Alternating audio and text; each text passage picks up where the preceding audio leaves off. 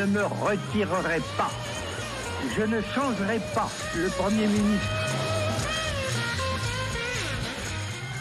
Bonjour Marie, effectivement, Bonjour. notre jingle mai 68 est passé pour nous annoncer que vous allez nous parler de tous ceux qui, il y a 50 ans, imaginaient cette France peut-être d'aujourd'hui ou une autre France.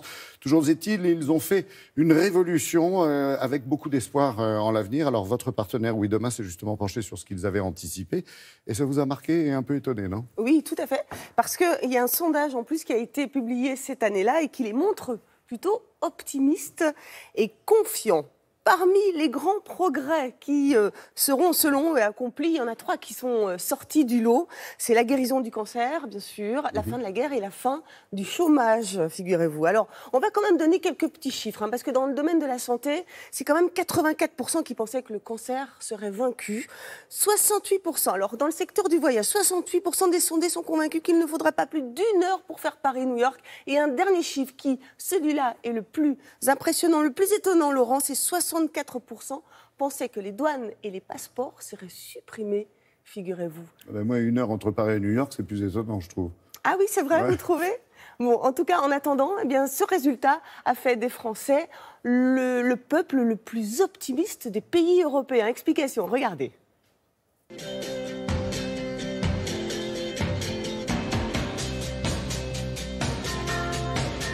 En 68, c'est vrai qu'on espère un monde meilleur.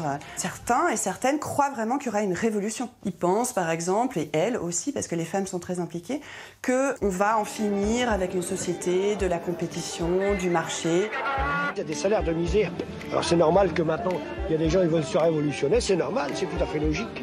Beaucoup se disent que les frontières finiront par être abolies. 64% pensent que les douanes et les passeports seront supprimés. On voit des études, des sondages à cette époque qui indiquent qu'on n'aura plus de passeport, on n'aura plus besoin de carte d'identité, on n'aura plus besoin de postes frontières, etc. On aspire aussi beaucoup à une unification de l'Europe à cette époque. Et en même temps, c'est une période qui reste très tendue. On est quand même encore dans une phase de guerre froide. Il y a encore eu, peu de temps auparavant, finalement, des tensions qui ont mis le monde au bord du gouffre. Les cadences sont déjà trop fortes, les salaires sont pas assez élevés pour ce qu'on travaille. Malgré la prospérité qui de toute évidence s'est installée en Europe occidentale à cette époque, avec un taux de croissance stable, de l'ordre de 5%, il reste beaucoup d'inégalités sociales. Et donc la première promesse d'avenir, la première aspiration à un futur meilleur, c'est quand même de lutter contre ces inégalités sociales. Les plus grands progrès souhaités sont dans l'ordre la guérison du cancer. Il y a beaucoup d'espoir aussi placé dans la santé. On s'imagine que grâce aux progrès de la médecine, qui sont quand même vertigineux à l'échelle historique évidemment, qu'on va pouvoir guérir de maladies, en particulier le cancer. C'est une société en 1968 où on travaille énormément, où les semaines de travail sont de l'ordre de 46, 48, 50 heures par semaine, parfois davantage, pour des jeunes de 16 ans comme pour des personnes de plus de 60 ans.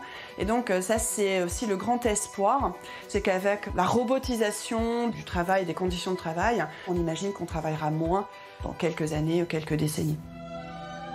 On pense vraiment que toutes ces technologies vont offrir du bien-être, un peu plus de temps pour soi. L'espoir, c'est évidemment de changer la vie, en particulier des ménagères. Enfin, c'est considérable le travail domestique qui vient s'ajouter au travail salarié de la plupart des femmes à cette époque. Ces derniers temps, quand des cheminots, des fonctionnaires, des retraités, des étudiants se mobilisent, il y a forcément la référence à 68 qui revient. Le sentiment de pouvoir à nouveau se mobiliser et, comme en 68, qui est un mouvement vraiment d'ensemble.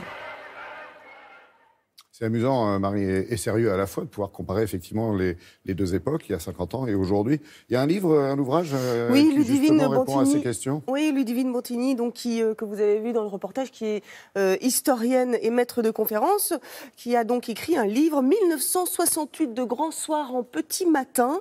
Elle a fait tout un travail d'archives en fait de toute la France et elle a vraiment restitué toute l'énergie en fait des débats et des émotions et de tous les acteurs de mai 68, et vous avez bien évidemment aussi bien les étudiants que les militants, que les danseurs et les médecins.